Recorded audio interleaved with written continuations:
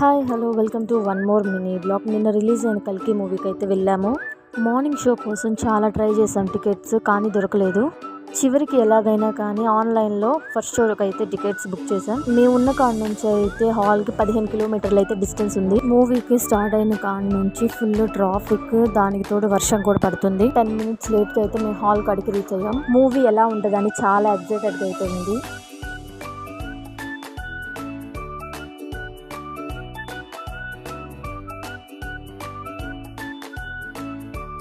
మేము ఆన్లైన్లో టికెట్స్ అయితే బుక్ చేసుకున్నాం. హాల్లో వెళ్ళేసరికి హాల్ మొత్తం ఫుల్ అయిపోయింది. ఆల్రెడీ మూవీ అయితే స్టార్ట్ అయ్యి 2 మినిట్స్ అవుతుంది.